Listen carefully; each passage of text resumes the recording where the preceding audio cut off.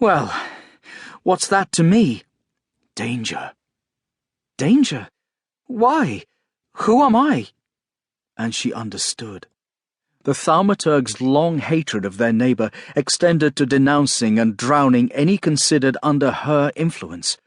No doubt she would be killed out of hand as a suspected witch and servant of the Demon Queen. So you... She cut herself off again, staring anew. All the lost gods! You've run off! You deserted to warn me! Quiet! You great fool! She yelled. How does this help?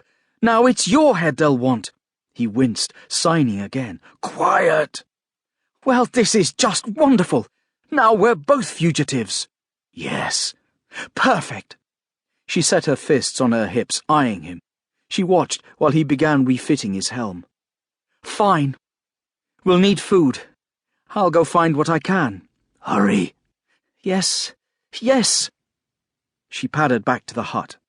Here she set to filling a sack with rice and collected all the preserved fish and vegetables she could find. Through it all, her mother lay breathing wetly in her cot. For a moment, Saeng considered waking her to say goodbye, but only for a moment. She'd make too much of a fuss. Well, I yearned for this moment for so long, and now that it's here, I don't want it. I'm finally getting out of here, but this is surely not the way I dreamed of it. She threw together a bag of the sturdiest clothes she could find, plus sandals and bedding. From outside, the hiss of a light rain brushed against the grass walls. Wonderful. And in the rainy season, too. She collected an umbrella of thin wood and set off into the mist.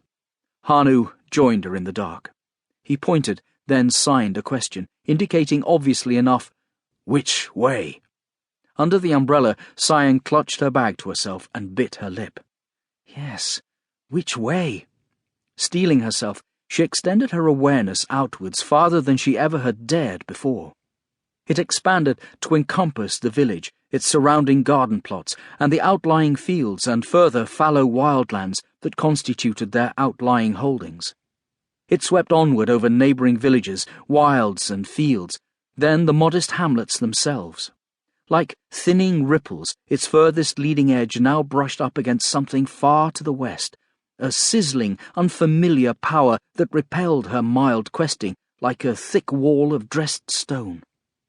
The army of the Thaumaturgs, and not just passing by in their litters or carts on their mysterious errands, marching with defences raised and powers unfurled.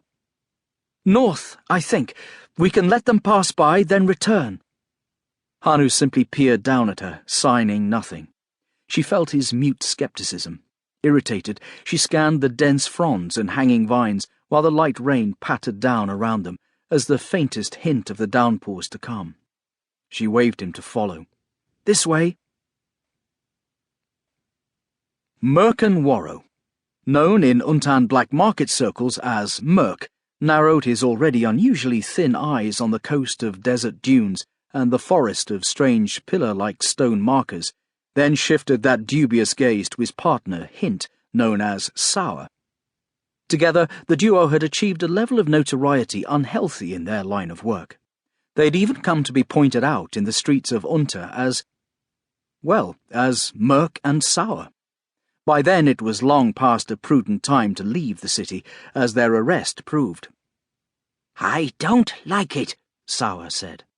Hands stuffed into their pockets of his vest, Merc rolled his eyes to the overcast sky and let out a great sigh of long suffering and annoyance. "Why am I not surprised?" "Got a bad feeling about this contract." "No kidding." "Gotta end in tears." "As always." Merc answered beneath his breath as he squinted to the stern deck where the sponsor of their current contract was speaking with the ship's captain. "Miss Nibs is gonna be the death of us," Sour continued, aware of his partner's shift in attention. "Only if you keep making passes at her." "It's those legs of hers. They just go on, forever." Merc grunted his agreement at that. The woman wore the most amazing outfits. Tall leather boots as high as her knees, tight trousers, a shape-hugging leather hauberk over a lacy white silk shirt.